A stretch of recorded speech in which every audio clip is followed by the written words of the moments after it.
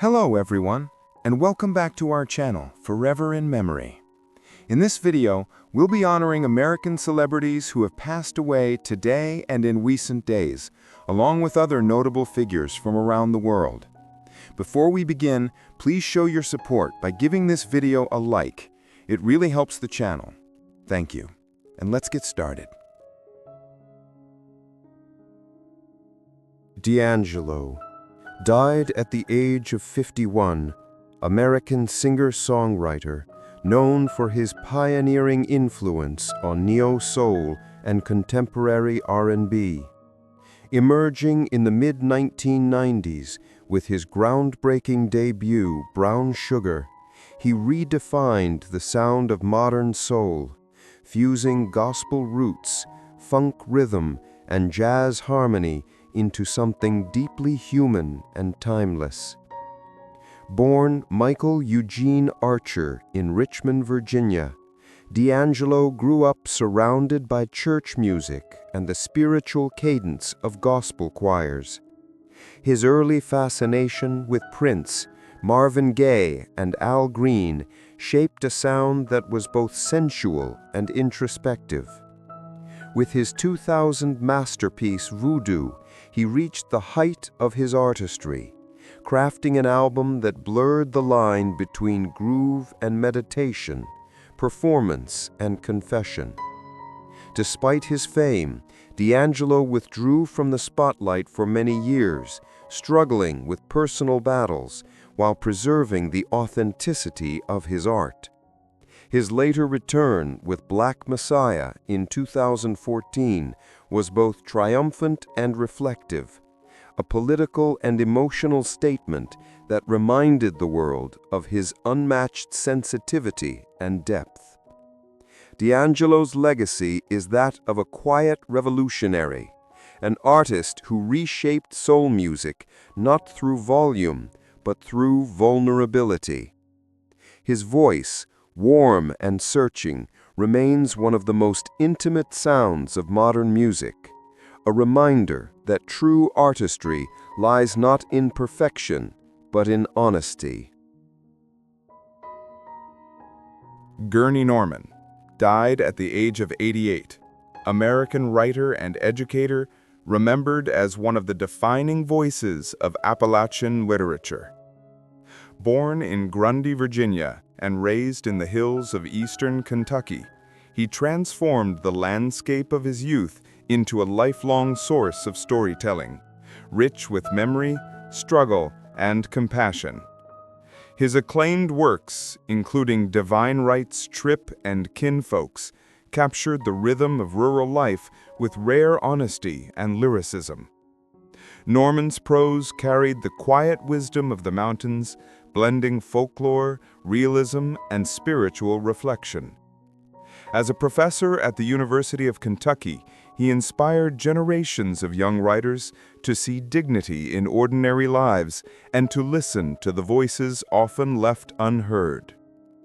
Beyond his fiction, Gurney Norman served as a bridge between tradition and modernity, reminding readers that Appalachia was not a relic of the past, but a living, breathing culture of resilience and grace.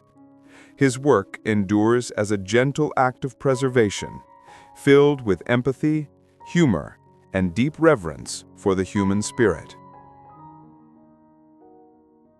Ms. Major Griffin Gracie died at the age of 78. American transgender activist and community leader, remembered as one of the foundational voices in the fight for LGBTQ+ rights and dignity. Born in Chicago, she came of age in an era of silence and hostility, yet turned her own struggle into a lifelong mission of advocacy and care for others. A veteran of the Stonewall Uprising, Ms. Major became a guiding force for generations of transgender women, particularly those of color, who faced systemic discrimination and violence.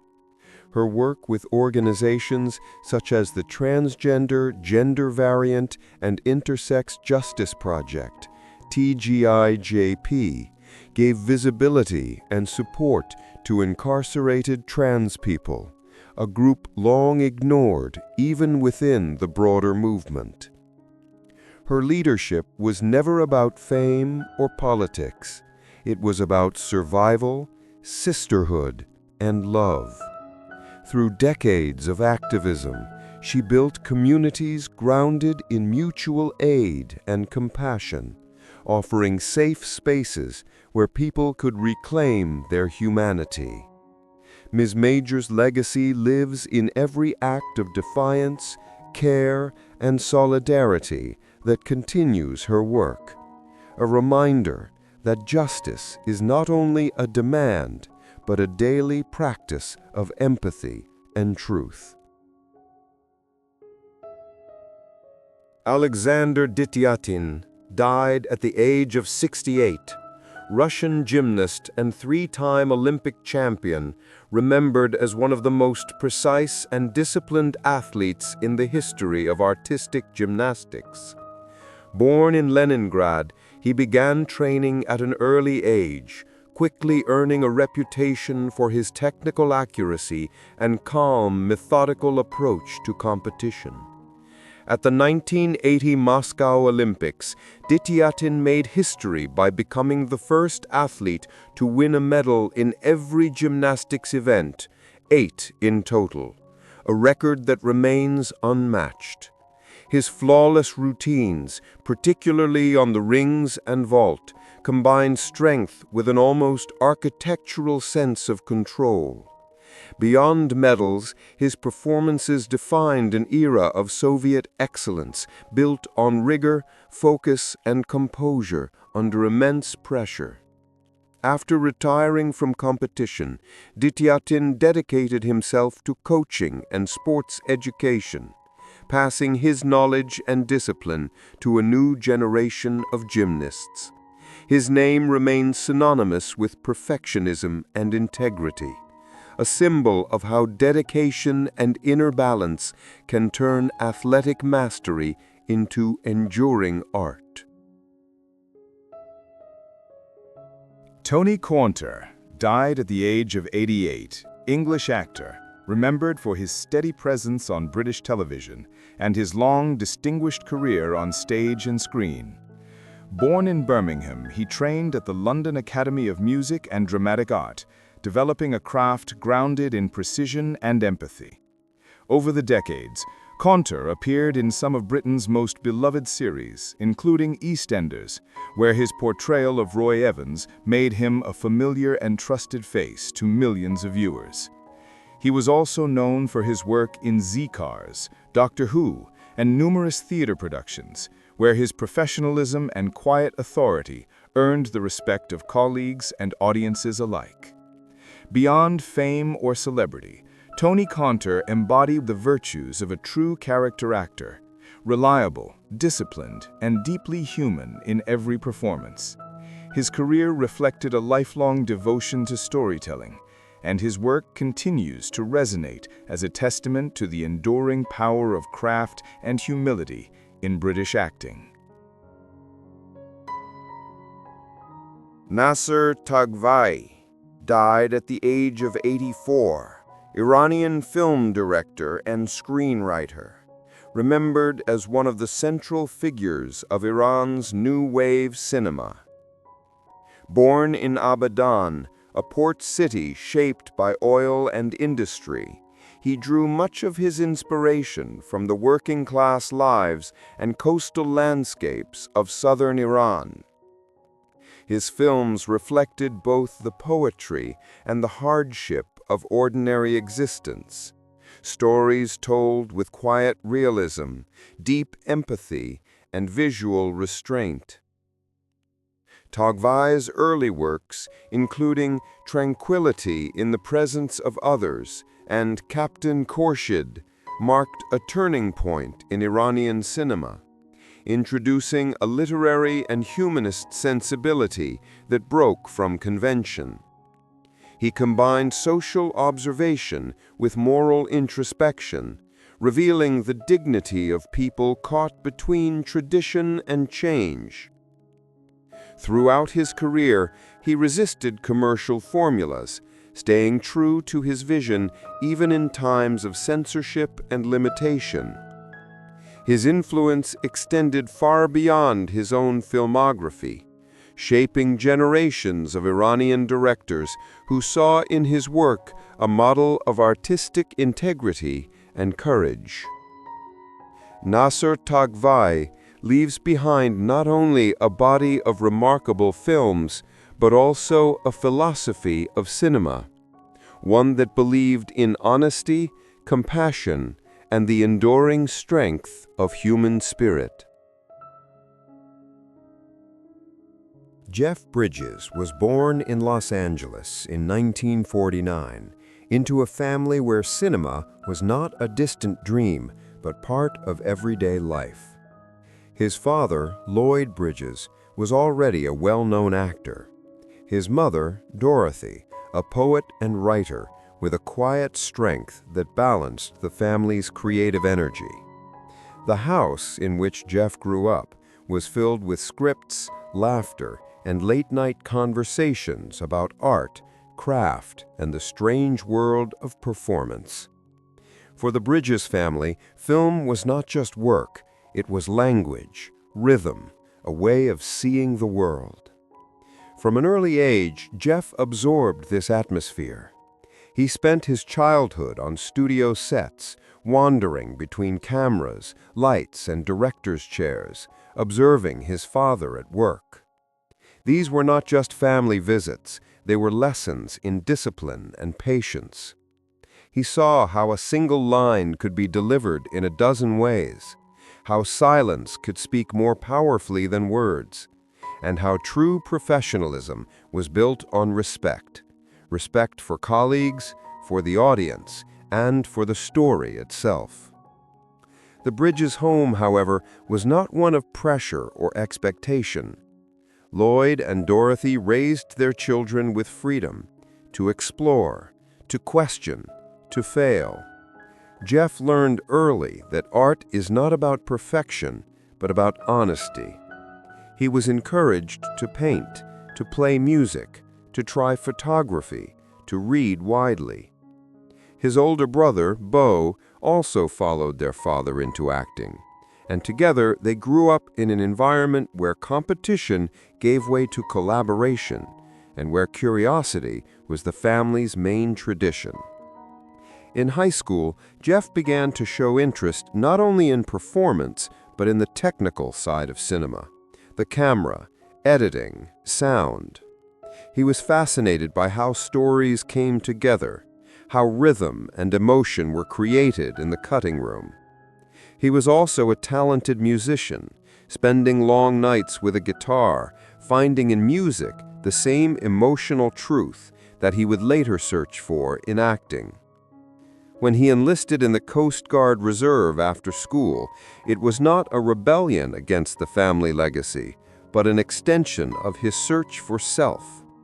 He learned discipline, teamwork, and humility, lessons that would later shape his presence both on and off screen.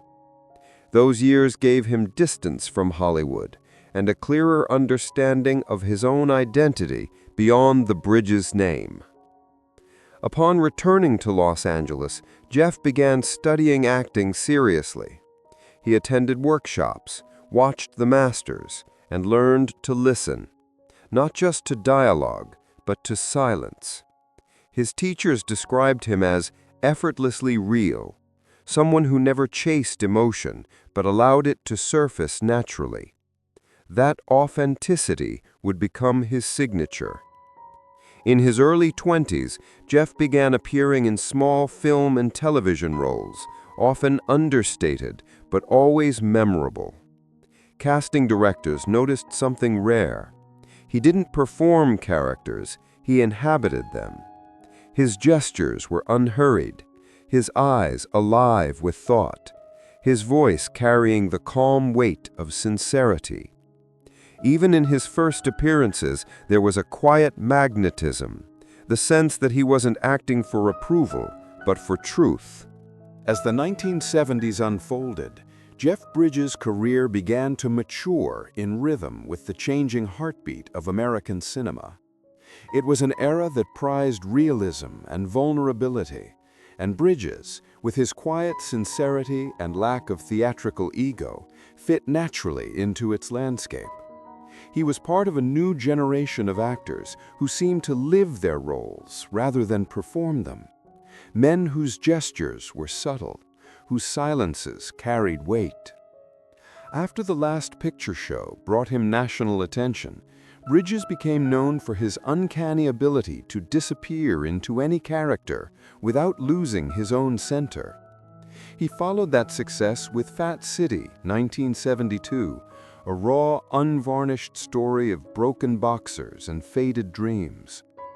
His portrayal of a young fighter teetering between ambition and defeat revealed a sensitivity that defied Hollywood's expectations of masculinity. Directors noticed.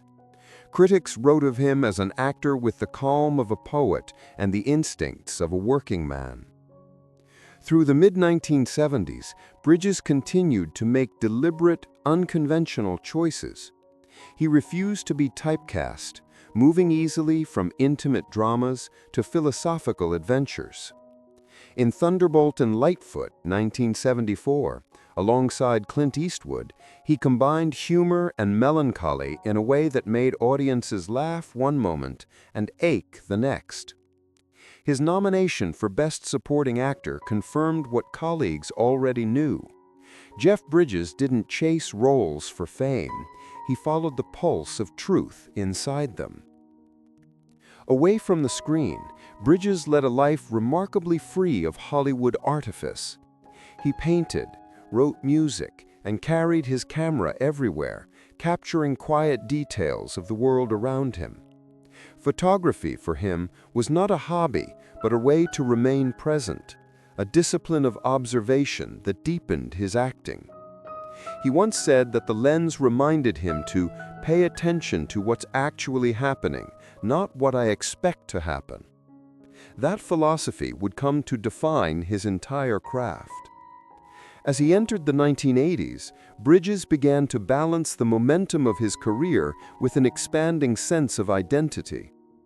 He took roles that explored the tension between dream and disillusionment, the lost idealism of post-war America and the uncertainty of modern life. Films like Cutter's Way and Starman, 1984, revealed an artist unafraid of vulnerability. In Starman, playing an alien learning to be human, he brought tenderness and humor to a story that could have easily collapsed under its own sentimentality. Instead, he turned it into a meditation on empathy, a reminder that connection is both fragile and essential. During these years, Bridges began to develop a reputation not only for his artistry, but for his professionalism. Directors spoke of his quiet preparation, his generosity on set, and his habit of creating an atmosphere of calm concentration. He was known for arriving early, staying late, and never letting vanity interfere with the work.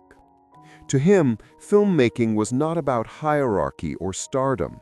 It was a collective act of storytelling. Yet behind his composure, there was a restless curiosity. Bridges didn't see acting as an end in itself, but as a lifelong apprenticeship.